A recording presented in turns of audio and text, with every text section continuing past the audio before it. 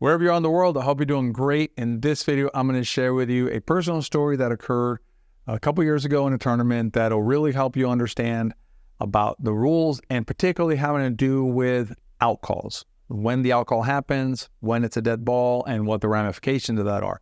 So if you want to know more about out balls and out calls, this is the video for you because it's really going to help you understand that. And it's a really interesting story anyway because we were in a tournament at 16-16. Doesn't get much tighter than that. And you'll have a better understanding of how the out ball process works, how the out call process works when you're playing. And if you're a tournament player, you're definitely going to want to know this because sometimes in a tournament, knowing the difference between the rules will make the difference between winning and losing that match like it did here. And if you're a tournament player, highly recommend you check out our upcoming Getting Ready to Tournament, Don't Leave Home Without It series, where we're going to be going over a lot of great tips to help you get the most out of any tournament play. So check that out. I'll put a link up here and down below in the notes. You definitely want to join that if you're going to play a tournament. Spending all that money, all that time going to the tournament, why not do your best? All right. So here's how the story goes. So it's me and my partner Tom are up here in the yellow. We're playing our opponents. Good guys, solid players, nice battle. Again, the score was 16-16. It was a 15-point game. We're tied to 16, so a lot of tension on the court. And second server. Score is 16-16 too. So we have my partner and the opponent hitting this classic back, the cross-court dinking, right? It's like 9,000 dinks, cross-court. And then my partner hits a ball here, okay? When the ball lands here, this player says out, hits it straight, I hit it here, and his partner hits a winner down the middle, okay? So that's a side out, right? Because I hit a winner. I'd say not so fast. I asked the referee, did you see the ball? The referee says, yes, I saw it, and I saw it in, but the statement by this player, out, partner communication, and therefore we would still lose the rally because the ending shot was a winner over here. I contend that no, that is not correct because once this player called the ball out, that was the end of the rally. Nothing else matters. Referee did not agree with that. Respect that because referees are not perfect, right? Referees do the best they can. But I knew the rules well enough that I said, you know what? Let's get the tournament director involved very nicely. So I asked for the tournament director to come out. Tournament director comes out, asks us the series of events, and no one disputed it. Even these players all agreed that, yeah, the ball had bounced and player said out. This player's contention was that was just partner communication and that was okay.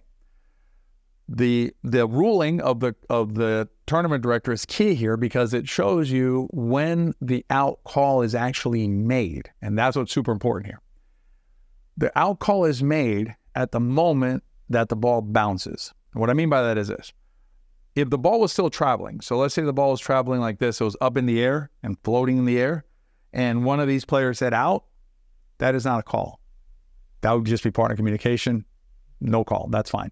So that would not end the rally, right, by that utterance. However, once the ball had bounced on the court, okay, so it bounced on the court, leaves the court, and this player now says out, that ends the rally. The rally is over at that point, meaning that these next shots, this shot, never happened. You rewind to here and you say, okay, let's look at the situation at that moment because the rally is dead. It's over. If the ball had been out, then rally over. It would have been a side out over here, and it would have been a side out. So the 2 goes away, and the serve would come over to this side at 16-16-1. Okay.